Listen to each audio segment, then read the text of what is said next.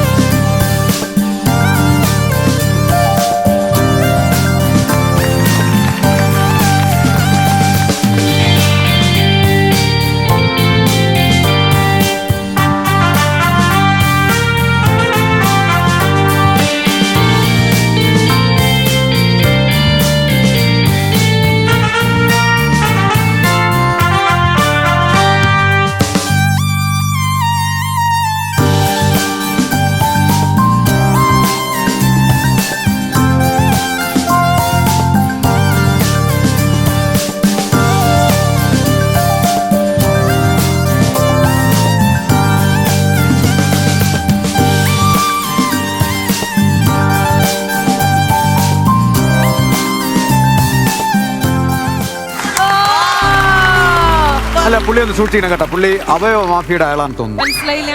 അതായത് കണ്ണിലും ചുണ്ടിലൊക്കെയാണ് പുള്ളിയുടെ നോട്ടം. എന്നെ വന്ന ഒരു നോട്ടമൊക്കെ നോക്കി, എന്റെ കിഡ്നിയിലും കരളിലൊക്കെ ആയിരിക്കും നോക്കിയത്. അത്രയ്ക്ക് ദാരിദ്ര്യം പിടിച്ചവനാണോടാ ഞാൻ? എന്താണ് ഡയലോഗും കൂടെ പറഞ്ഞിട്ട് നമുക്ക് ശരിക്കുള്ള സമ്മതിക്കുന്നില്ല, ചെയ്യാൻ സമ്മതിക്കുന്നില്ല. ഈ വ്യാജ സാമ്രാജ്യം വന്ന് എന്നെ നശിപ്പിക്കുകയാണ്. ഗീതേ, എനിക്ക് നല്ലൊരു വീടുണ്ട്, ജീവിക്കാൻ നല്ല ചുറ്റുപാടുണ്ട്, നല്ല വയറുണ്ട്. ഞങ്ങൾ വിചാരിച്ച് പൊത്തിലായിരിക്കും കിടക്കണേ. കർഷകൻ മലയാളനാന്റെ കുഞ്ഞ് അടുത്ത പെർഫോമൻസിന് ഇനി വരുമല്ലോ. അപ്പൊ ഒന്ന് ചെവി നുള്ളി വെച്ചേരെ കേട്ടോ. ഗീതേ, എനിക്കൊരു ബംഗ്ലാവുണ്ട്, അതായത് വലിയൊരു വീട്. അത് മാത്രമല്ല ആവശ്യത്തിലധികം സ്വത്ത്, ജീവിക്കാൻ നല്ല ചുറ്റുപാട്. പിന്നെന്ത് വേണം? പിന്നെന്തിനാ ഇവിടെ വന്നിങ്ങനെ പാട്ട് പാടുന്നേ? പിന്നെ പാട്ട് പാടാതെ ഞാനങ്ങനെ ജോലി ചെയ്യാതെ ജീവിക്കാൻ പറ്റുമോ? പാട്ട് പാടുന്നേ? പാട്ടെന്ന് പറയുന്നതിന്റെ ഉപജീവന മാർഗമാണ്. വഴിതെറ്റി പോവുകയാണ്. കറക്റ്റ് ഡയലോഗ് പറഞ്ഞില്ലേ? ഏതെങ്കിലും വഴി പോകും. പറഞ്ഞു മനസ്സിലാവും. പിന്നെന്തിനാ ബാറി പാടുന്നേ? ഗാനമേളയ്ക്ക് വെക്കൂടെ? ഗാനമേളയ്ക്ക് ഞാൻ പാടില്ല, പാടില്ല, പാടില്ല, പാടില്ല. നാട്ടുകാർ പറയുന്നതായിരിക്കും. ഞാൻ ഒരു കാര്യം ഞാൻ പറഞ്ഞേക്കാം, അവിടെ നന്നായിട്ട് തെറ്റിക്കുന്നുണ്ട്. അതിനിടെ നീ കൂടെ കയറി കഴിഞ്ഞുണ്ടല്ലോ, ഞാനിവിടെ നിന്ന് ഞാൻ പാടില്ല, ഗാനമേളയ്ക്ക് ഞാൻ പാടില്ല, ഞാൻ പാടില്ല. അതെന്താ? ഈ ഗാനമേളയ്ക്ക് പാടിയ ബിയർ കിട്ടത്തില്ല, ബാറി പാടിയാലേ ബിയർ കിട്ടത്തുള്ളൂ. ഗീതേ, എന്തോ? ഗീത മാത്രമല്ല, നിങ്ങളോട് കേൾക്കാൻ വേണ്ടി പറയണം. കാരണം നിങ്ങൾ എന്തെങ്കിലും പറഞ്ഞെങ്കിലായി, അതുകൊണ്ടാണ് ഞാൻ പറഞ്ഞത്. ഗീതയിൽ എനിക്ക് വലിയ പ്രതീക്ഷയൊന്നുമില്ല. ഗീതേ, 10 പീസ് ഓർക്കസ്ട്ര ഉള്ള ഒരു ഓർക്കസ്ട്ര ഗാനമേള ട്രൂപ്പിന്റെ ഉടമയായിരുന്നു ഞാൻ. എന്നിട്ട് ഇപ്പൊ വന്നു നിന്ന ഒറ്റ പീസേ ഉള്ളൂ, ബാക്കി 9 പീസും ഞാൻ വിറ്റ് കള്ളു പിടിച്ചു. പക്ഷെ അത്യാവശ്യത്തിന് മൊബൈലിലുണ്ടെന്ന് തോന്നുന്നു. എങ്ങനെ? അത്യാവശ്യത്തിന് മൊബൈലില്. നാളെ ഇതൂടെ കാണില്ല ഗീതേ. അതെന്താ? അതെന്താന്നോ? നാളത്തെ കള്ളുപിടിക്കുള്ളത് ഇത് വിറ്റിട്ട് വേണം ഉണ്ടാക്കാൻ. മറ്റന്നാൾ എന്നെ കാണില്ല. അതെന്താ? പ്ലീസ് ഞാനൊന്ന് പറയട്ടെ. ഞാനെന്താ ഈ അജന്ത കൊട്ടാരത്തിലാണ്. ആകെ കൊടുത്തത് ഒരു ഡയലോഗ്, അതെന്താ? അതുപോലും പറയാൻ അതെന്താ പറ്റാത്തെ? ഒരു കാര്യം ഞാൻ പറയട്ടെ, ഈ സ്കിറ്റ് ഇവിടെ വെച്ച് എന്നിലൂടെ അങ്ങ് അലിഞ്ഞെത്തിയ. അല്ല ഉല്ലാസ്, ആ സമയത്ത് അംബിക ജോസ് എന്ന് പറയുന്ന ഒരു നല്ല ഒരു ഹിറ്റ് ജോഡിയായിരുന്നു. അത് ശരിയാക്കി കൈ തന്നു. പക്ഷെ എങ്കിലും നിങ്ങളുടെ ജോഡി കാണാൻ കൊള്ളാം കേട്ടോ. ആ ഹൈറ്റും കാണാൻ മാത്രം കൊള്ളാവുള്ളൂ. പക്ഷെ ഈ സ്കിറ്റ് കണ്ടോണ്ടിരുന്നപ്പോ ചേച്ചിയുടെ മുഖത്തേക്ക് നോക്കിയപ്പോൾ എക്സ്പ്രഷൻ എന്തായിരുന്നോ? ഞാൻ എന്തിനാ ഈ സിനിമയിൽ അഭിനയിച്ചത്? എന്റെ ജോസേട്ടാ. ചേച്ചി എന്നെ വിട്ടാരെ, ചേച്ചി എന്നെ വിട്ടാരെ. ഈ ടൈമിംഗ് ഉള്ള ഗീതയെ കുറിച്ച് രണ്ടും. ഗീത വന്നിട്ട് ആ ഗെറ്റപ്പില് ഞാൻ ആ സമയത്ത് ഇരുന്ന പോലെ ഉണ്ട്. Correct correct. ഓ താങ്ക് യു. പക്ഷെ ഡയലോഗ് ഡെലിവറിയിൽ ഞാൻ ഇങ്ങനെ ആയിരുന്നില്ല എന്ന് കൂടെ പറയുന്നില്ലേ? അതെന്താ? അത് ഞാൻ ജോസേട്ടന്റെ സൗണ്ട് കേട്ട് ഇങ്ങനെ നിന്ന് പോയി. അപ്പം ഞാൻ അയ്യോടാ.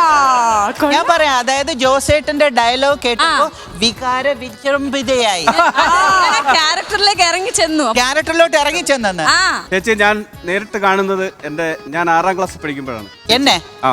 ഏത് ഷൂട്ടിങ്ങിന്? കാക്കോത്തിക്കാവിലെ അപ്പുപന്താടികൾ. അച്ചു പന്തളത്ത് ഷൂട്ട്. പന്തളത്ത്, എന്റെ വീട് പന്തളാണ്. അയ്യപ്പന്റെ ക്ഷേത്രത്തിനടുത്തൊരു വീട്ടിൽ വെച്ചാണ് ഷൂട്ട് നടക്കുന്നത്. ഞാൻ ഷൂട്ട് കാണാൻ വരുമ്പോ ആ വീടിന്റെ ഫ്രണ്ടിലെല്ലാം ഇങ്ങനെ ചെറിയ കടലാസ് പൂക്കൾ ചെടിച്ചട്ടിയിൽ ഇങ്ങനെ വെച്ചിട്ടുണ്ട്. അപ്പൊ ഞാൻ ആ വീട്ടിലാണ് ഷൂട്ടിന്റെ ആണെന്നൊന്നും അന്ന് അറിയത്തില്ലല്ലോ. അതങ്ങനെ പറിച്ച് ഞാൻ ഇങ്ങനെ വരുന്നേ. അന്നത്തെ കാലത്തൊക്കെ ഒരു സെലിബ്രിറ്റിയെ നേരിട്ട് കാണാൻ ഞാൻ ആദ്യമായിട്ട് പറ്റുന്നതല്ലേ? ചേച്ചിയാണ്. ഓ ആദ്യം ഞാനും അങ്ങനെ പോയിട്ടുണ്ട് ഷൂട്ടിംഗ് കാണാൻ വേണ്ടി. ആണോ? നസീർ സാറിനെ കാണാന്, ഭാരതി ചേച്ചിയെ കാണാന്, ഷീലാമ്മയെ കാണാനൊക്കെ. അതായത് പോണോന്ന് പറഞ്ഞ അമ്മയും അച്ഛനും പറയും പരീക്ഷ കഴിഞ്ഞിട്ട് പോയാൽ മതി എന്ന് പറയും. കാരണം അതാണ് നമുക്ക് തരുന്ന ഫൈനൽ. ഇത് മീൻ സിനിമയിൽ ഉള്ള ഒരു രംഗമാണ് ഞങ്ങൾ ഇവിടെ അവതരിപ്പിച്ചത്. ഓ, ഇപ്പളെങ്കിലും മീൻ ചീഞ്ഞ പോലെ ഞങ്ങൾ ഇവിടെ ചീഞ്ഞ് നിൽക്കുകയാണ്. ലക്ഷ്മി ഒരു സംശയം. ശരി ശരി. എനിക്കും പ്രേക്ഷകർക്കുള്ള ഒരു സംശയമാണ്. ഉല്ലാസ പുത്തിരികൾ എന്ന പാട്ട് ജയനാണ് അഭിനയിച്ചതെന്നുള്ളത്.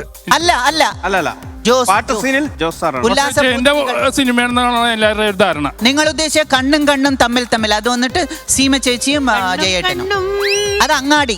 തമ്മിൽ ചേച്ചി വയ്യാത്ത പയ്യൻ, ചേച്ചിയുടെ വെറുതെ സമയം കളയണ്ട.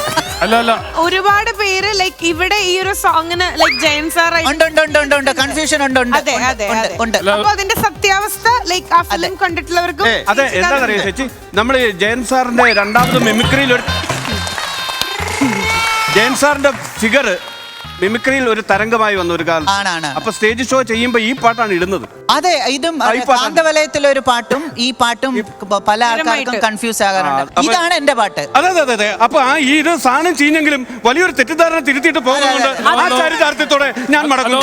ഓരോ ലൊക്കേഷൻ കഥ പറഞ്ഞ ആ സ്കിറ്റിന്റെ ഇല്ലായ്മ അങ്ങ് തീർക്കുക. ഉല്ലാസേട്ടൻ പറഞ്ഞതൊരു ഉല്ലാസേട്ടാ. സ്കിറ്റ് ചീറ്റിപ്പോയെങ്കിലും പലരുടെയും കൺഫ്യൂഷൻ ഉള്ള ഒരു വലിയ മറുപടി തന്നിട്ടാണ് ആ ഒരു സ്കിറ്റിന്റെ കൺക്ലൂഷൻ. ആരെ വാ